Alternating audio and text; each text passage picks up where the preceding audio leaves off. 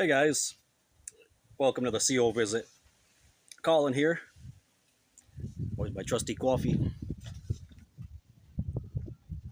Well, thank you for clicking on this video. Appreciate you being here. Hope everyone's well. Remember, you can like and subscribe to the channel if you're not already. There's the super thanks, and you can become a member as well. So, I don't know if any of you, depending on what age group you're in or what generation you're from, maybe like me, you grew up, like you saw in the thumbnail, with the 16-bit Nintendo system. And it had the two buttons on the console, power, reset. And when you were playing a game and you got frustrated and you knew that it wasn't going well, you were losing, or you had to just start over, bink, hit that reset button, back to the beginning. So I was thinking about that today, and I thought about things going on lately with the organization. And when you see all these years, what's been going on, you know, when you look back years ago and you look at the narrative of the Watchtower, and this has been for decades. What did they always talk about?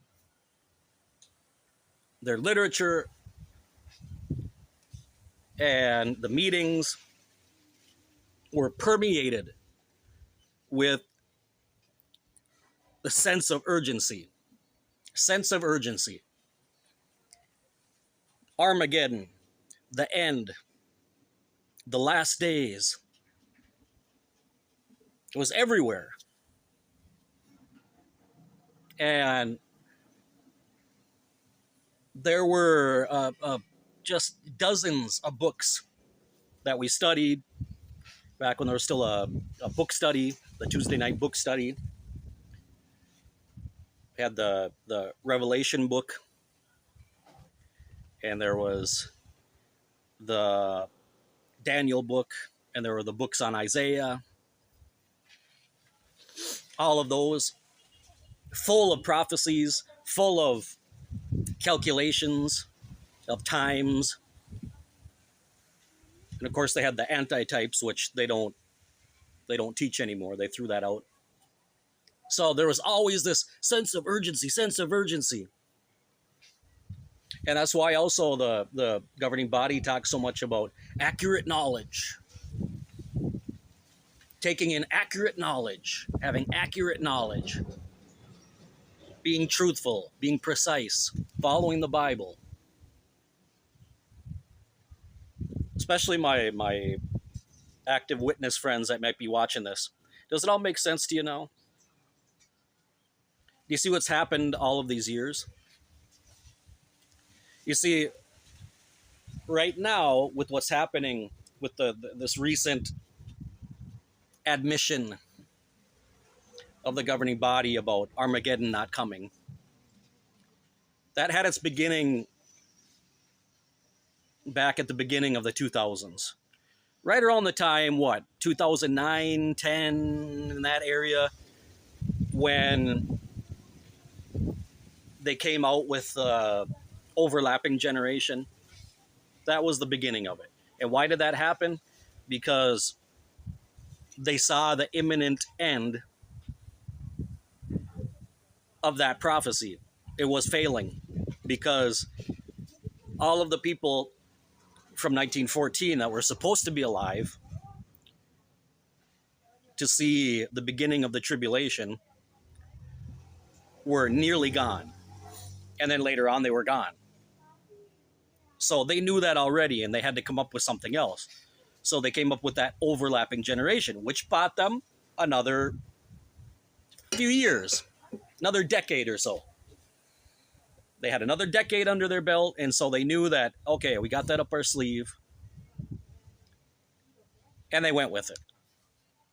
So at the very least, now the idea was, well, the new light was that even if the people from 1914 die, their lives and service overlapped with others that began to serve, and they were together for a while.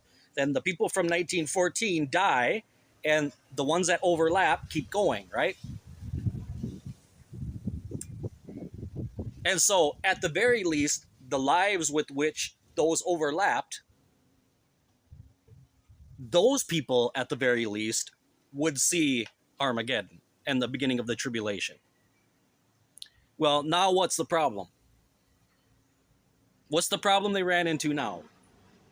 Fast forwarding to 2024, 2025, all of the people whose lives overlapped with those from 1914 are also dying. All of those people, most of them are gone. So now they have, well, they're going to overlap and overlap and overlap. And I mean, they couldn't go with that again. So they were kind of in a corner, their backs against the wall. But before they got to what they confessed in the November 2025 Watchtower, they started about 2 years ago with these changes, these micro changes. They started with the way they look at disfellowshipped and disassociated ones. They started to ease up on that. They let that go to see how people would take it. And then once that went through, that it was rapid fire. Boom, boom, boom, boom. So that you didn't have time to think. You didn't have time to process it. You were no sooner getting your head around one change, and then there was another one. And another one. So then it was, they got rid of counting time. Then they changed the dress code. No more ties, no more suit coats. Women can wear pants. Then the beard. You can wear beards now. Oh, and everyone, what's going on? And then it had its culmination. The cherry on the pie or on the cake. The topping. Once that happened, and they had people relaxed, the education. The education. Go on, it's okay now. Go ahead and get additional education. Go to college. Think about your eternal happiness. Because why? The great climax,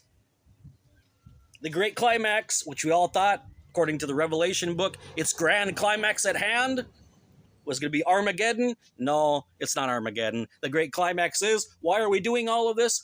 Because Armageddon is not coming in your lifetime.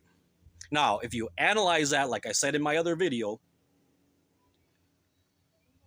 whose lifetime is that exactly? Because all Jehovah's Witnesses are reading that article. And so when it says that it will not come in your lifetime, that depends on each reader. That means it's not coming in my lifetime. It's not coming in yours. It's not coming in his. It's not coming in hers. Whether you're in your 40s, 80s, 20s, 30s, teens, that means it's not coming. And you know what, my friends? It never was. It never was. But they had time. That's why they always pushed it so much in the past. Maybe it would come, so we're going to push it. We're going to push it. But they had prophecies and they had doctrines that had limited time. So what if it doesn't come? Well, they didn't think that far ahead. They didn't think that far. And then when those things started failing, like I said, the 1914 generation, all that stuff, then all of a sudden they had to hit the ground running. And they had to come up with these things, the overlapping generation and all of that. And now it's culminated in simply, well, you might as well get prepared. Prepare yourself to live in this system. Get education, get a job, prepare yourself because it's not coming. Do you see that, my witness friends? Do you see what's happened here? What happened to the urgency? What happened to all these things? And if you can't see, as one of Jehovah's Witnesses, what was happening all these times, all this time, how they're telling you all this time, while they still had time, right, to not plan on living in this system of things. Don't invest. Don't paint the rails on a sinking ship. Don't invest in this system of things because it's going down. And yet, all the while, Watchtower was investing all over in this system. They're fighting court cases. They're trying to get money back. They're investing in the stock market. They're investing in real estate. And they start building this $300+ million audiovisual studio in Ramapo, New York. Now, why would they do that if the end was so close? Once again, it's because it wasn't. It never was. You see, their plan for a long time, and they saw this coming a long time ago. They saw this coming a long time ago, that this was failing. And they're planning on being around for a long time. Now, what the future of this organization is, time will tell. But I know that that studio in Ramapo is going to have a lot to do with it. That's for the long haul.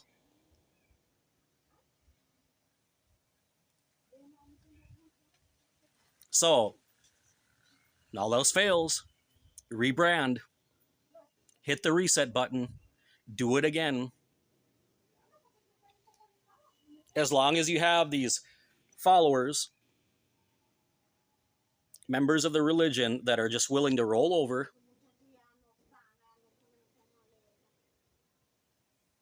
they'll keep doing it. They'll keep restructuring. They'll keep rebranding themselves. And that's already well on its way. Well, I hope some of this talk today, this information resonated with some of you.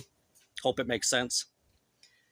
My active witness friends, analyze.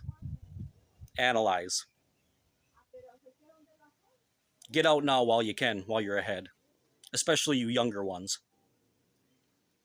I would really hope if my 2 young nephews are out there and they ever came across this information, 2 young men, a future ahead of you, go on with your life now while you can and get out of that. Well, thanks for watching. Appreciate you. And I'll see you in the next CO visit. Be blessed.